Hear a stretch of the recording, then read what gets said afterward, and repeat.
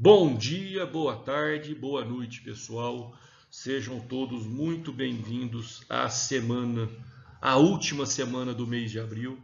Queira Deus que esse nosso isolamento social também esteja chegando ao fim. Vamos lá, vamos enfrentar agora o agravo regimental, ou também chamado de agravo interno. Antes de mais nada, uma particularidade desse recurso: vocês precisarão sempre, quando pretenderem utilizá-lo, conhecer o regimento interno do tribunal no qual você pretende manusear esse recurso. Ou seja, ele é um recurso tão particular que cada tribunal disciplina de acordo com o seu regimento interno. A gente costuma brincar que é esse tipo de recurso que separa as crianças dos adultos. Então, vamos lá, vamos enfrentar esse agravo regimental, que ele não é um bicho de 7 cabeças, deve ter só umas 4 ou 5, só que é um recurso que ele traz um resultado muito proveitoso. Então, é um recurso bacana. Ele é um recurso que ele tem a finalidade de fazer com que o colegiado se manifeste a respeito de uma decisão monocrática. Ou seja, é a sua chance de demonstrar que o seu processo ele necessita da análise daquele tribunal. Bora lá? Então, pessoal, falando aqui, o agravo regimental, ele está... Quando ele será cabível? Primeiro, ele será cabível contra decisões monocráticas de órgãos colegiados. Ou seja, o desembargador ele denegou seguimento ao meu recurso ordinário em segundo grau de jurisdição, a quem eu recorro? Porque se ele já está no órgão que julgaria o meu recurso ordinário, eu não tenho mais para quem recorrer. E o que eu faço? Eu interponho um agravo regimental para fazer com que esse processo que foi julgado por esse relator, ele vá para o colegiado, que os outros desembargadores manifestem a respeito daquilo. Certo? Então, em que momento será cabível? Será cabível quando o magistrado no tribunal monocraticamente denegar ou, de qualquer forma, decidir algo em seu processo. Aqui um detalhe relevantíssimo. Diferentemente do agravo de instrumento, não é apenas denegar recurso que vai permitir o cabimento do agravo regimental. Aqui eu posso ter um agravo regimental de processo de natureza originária do próprio tribunal. Então, um despacho monocrático em uma ação rescisória, ele pode ser objeto de um agravo regimental. Esse agravo interno, ele tem previsão no CPC, no artigo 1021. Na nossa esfera trabalhista, eu, muito esperto que sou, eu separei aqui o TST, o TRT de São Paulo capital, o TRT de São Paulo interior e esqueci do nosso TRT da terceira região. O nosso TRT da terceira região, ele tem a previsão do agravo regimental no artigo 166. Vou corrigir esse material aqui durante as aulas, peço para que vocês anotem e tem um hiperlink aqui que, se vocês clicarem em cima de cada um desses aqui, vocês serão levados ao regimento interno desses tribunais, certo? Então, é muito relevante a gente entender que o agravo regimental, ele tem a previsão restritamente no próprio regimento interno de cada tribunais. Alguns doutrinadores falam que os tribunais estavam fixando prazo de 5 dias para interposição. No entanto, não é bem assim. Todos esses têm a fixação do prazo em 8 dias em seu regimento interno, e essa fixação em 5 dias, ela necessitaria de ultrapassar o que está no próprio regimento interno, o que está na previsão. Certo? aqui, aqueles meus fluxogramas que eu acho que ajudam. Caso não ajude, peço por favor que me falem, porque isso daqui é o que me faz, é o que me ajuda a compreender melhor a matéria. Certo? Então vamos lá. Eu trouxe uma distinção entre o agravo regimental e o agravo de instrumento, considerando aqui um processo de origem no primeiro grau. Eu tenho um despacho denegatório de recurso. Se esse despacho for dado pelo juízo à cor, o recurso cabível será o agravo de instrumento. E esse agravo de instrumento ele será julgado por quem? Ao tribunal que esteja subordinado àquele que deu a decisão que denegou o segmento. Em contrapartida, se eu tenho um despacho denegatório do meu recurso já no juízo ad quem, não cabe mais o agravo de instrumento. Vai caber então o quê? O agravo regimental. Tendo esse despacho sido dado monocraticamente pelo relator, a quem compete o julgamento? Ao colegiado que esse desembargador, que esse ministro esteja subordinado. Certo? Então, aqui nós distinguimos o cabimento do agravo de instrumento para o agravo de petição. Ou seja, em se tratando de segundo juízo de admissibilidade, agravo regimental. Em se tratando primeiro juízo de admissibilidade, agravo de instrumento. Lembrando que essa regra que eu acabei de falar, ela tem uma exceção. E essa exceção são os embargos do 894 da CLT, aqueles embargos cabíveis ao TST. Aqui eu trouxe uma previsão legal do TRT de Minas. Pois então, trazendo essa análise, quando que eu terei a remessa do processo para o pleno? Nessas hipóteses aqui. Quando será remetida ao órgão especial? Aqui. Quando será remetida à seção de dissídios coletivos e de dissídios individuais? Primeiro, quando o objeto for de natureza, quando a competência for de natureza originária do TRT, e quando indeferir liminarmente ou decisão que concede ou nega liminar. E quando será remetida para qualquer uma das turmas. Nessas duas hipóteses aqui. Meus queridos, aqui é uma questão de adaptação, de utilização. Por quê?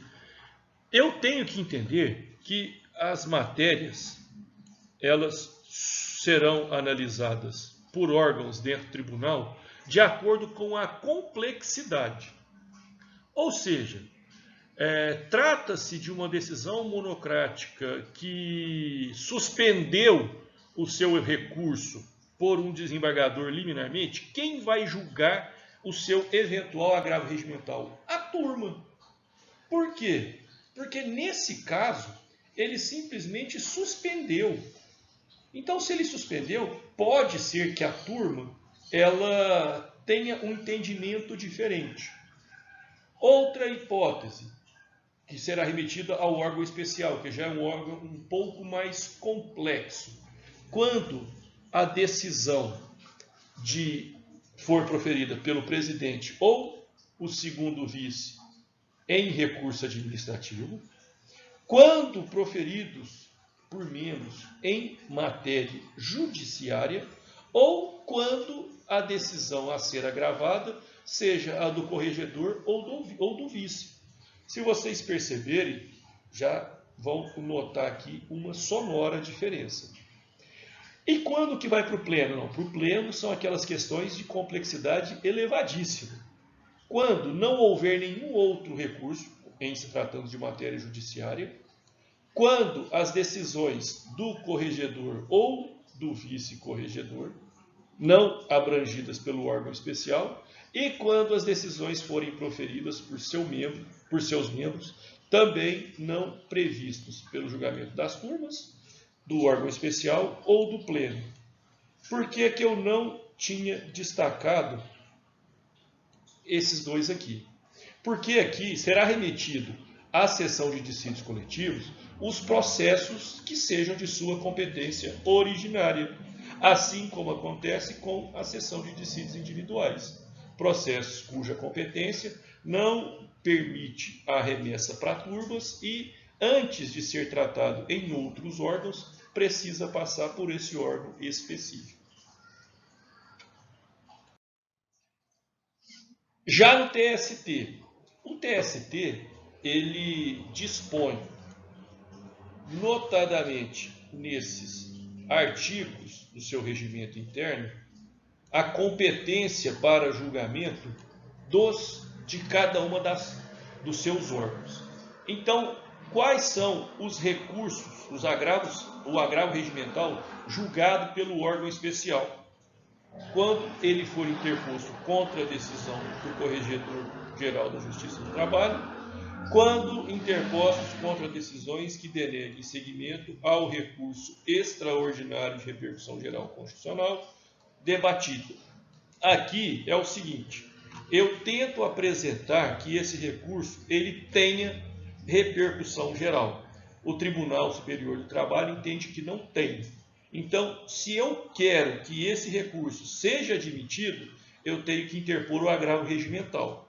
Se é uma matéria de repercussão geral, e aqui trata-se de uma hipótese em que o órgão especial deva julgar, eu não posso permitir o julgamento pela turma. Então, se eu não posso permitir esse julgamento pela turma, eu remeto ao órgão especial. Se qualquer outro órgão dentro do tribunal pretender julgar, essa decisão está passível de nulidade, tendo em vista que o regimento interno estipula a quem compete essa legitimidade. As sessões de dissídios coletivos e a sessão de dissídios individuais. Processar e julgar agravos regimentais contra decisões não definitivas proferidas pelo juiz do tribunal, quando se tratar da sessão de dissídios coletivos. E das dissídios individuais, quando se tratar de processo de sua competência. Aqui, pessoal, no comecinho do semestre, se eu não me engano, eu havia pedido para que vocês lessem sobre as atribuições de cada órgão nos tribunais.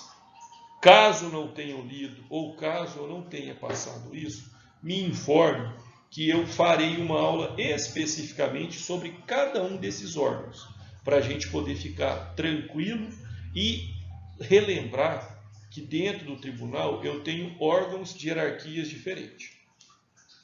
E qual será o agravo regimental julgado pela turma? Aqueles interpostos contra despacho exarado em processos de sua competência. Lembrando que será a competência do Tribunal Regional, do Tribunal Superior do Trabalho ainda, o julgamento do agravo regimental quando for denegado o prosseguimento ao recurso. Qual recurso? Os embargos do TST. Os embargos previstos no 894. Então, se houver uma decisão que denega seguimento aos meus embargos, eu não vou atacar por agravo de instrumento, eu vou atacar por agravo regimental, determinando que o próprio Tribunal Superior do Trabalho se posicione a respeito desse meu pedido. Não vai ser via agravo de instrumento. Quanto ao prazo, qual é o prazo do recorrente? 8 dias. Qual é o prazo do recorrido? O mesmo prazo, 8 dias. Aqui, uma diferença de todos os outros tipos de agravo. É o recurso isento. Ou seja, não exige-se como pressuposto de admissibilidade a comprovação de preparo. Então, Quando será cabível? Contra despacho monocrático de juiz do tribunal. Aqui eu tenho que entender o seguinte: despacho que denega seguimento, já no juízo ad quem, decisão que indefere inicial em processo de competência originária, despacho do presidente do TST que denega seguimento aos embargos e decisão do corregedor. São esses os tipos de decisões que ensejam o agravo regimental. Aqui vocês vão perceber que o recurso ordinário ele pode ter o seu prosseguimento, ele pode ter a interposição, ele pode ensejar o agravo regimental tanto no TRT quanto no TST. Já o recurso de revista, por óbvio, ele só encontra-se previsto para o TST, uma vez que o recurso de revista no TRT ele vai ter apenas o primeiro juízo de admissibilidade, o juízo ACO. Certo? Pessoal, então nós chegamos agora no juízo de admissibilidade. O juízo de admissibilidade, nós entendemos que ele seja a análise dos pressupostos, em primeiro e em segundo juízo. Por conseguinte, no agravo regimental, nós observamos o duplo juízo. Nós temos então a figura do juízo ACO e nós temos também a figura do juízo ad quem. O juízo ACO sempre será a autoridade que deu a decisão que nós estamos agravando. Ou seja, é o ente investido da jurisdição de segundo grau, o desembargador, que, nos usos das suas atribuições, deu um despacho com o qual eu não concorde e que eu esteja tentando levá-lo ao órgão colegiado hierarquicamente superior. Portanto, se o juízo ACO é a autoridade que deu aquela decisão que eu agravo, o órgão colegiado é aquele órgão hierarquicamente superior com competência para julgar aquele tipo de decisão. Certo? E a partir daqui, tendo em vista que esse agravo regimental ele será julgado pelo mesmo tribunal, é necessário a gente fazer esse questionamento. É possível retratação no agravo regimental? E a resposta: perfeitamente possível. Ou seja, somente vai para o colegiado se o magistrado não retratar-se. E aqui, gente, o magistrado é uma figura que serve para conceituar tanto em primeiro quanto em segundo grau, certo? Então, o agravo regimental, ele permite sim o juízo de retratação. Não sendo retratado, remete-se o órgão ao colegiado.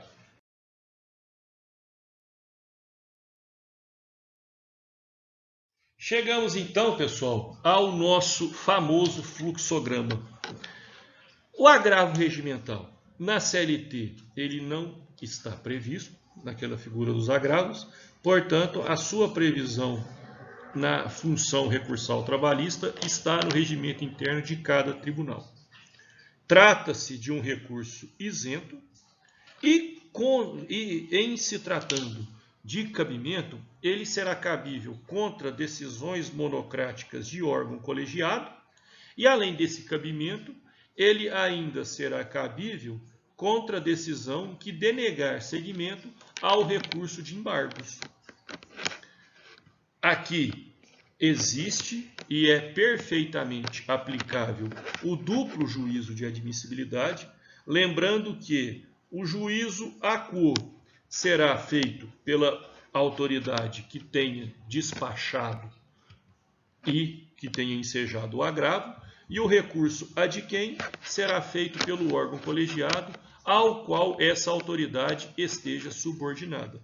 Lembrando que aqui cabe a retratação. Certo? E qual é o prazo para a interposição do agravo regimental? o prazo vai ser de 8 dias para apresentar as suas razões e de mesmo 8 dias para contraminutar ou contrarrazoar essas mesmas razões. Ou seja, o prazo não foge à regra da uniformização dos prazos recursais. Certo, pessoal? Tenham todos uma excelente semana, fiquem todos com Deus. Dúvidas quanto a esse nosso modelo, estou à disposição tanto pelo WhatsApp, também nas nossas aulas virtuais, ao vivo. Certo, meus queridos? Fiquem todos com Deus e sigam estudando.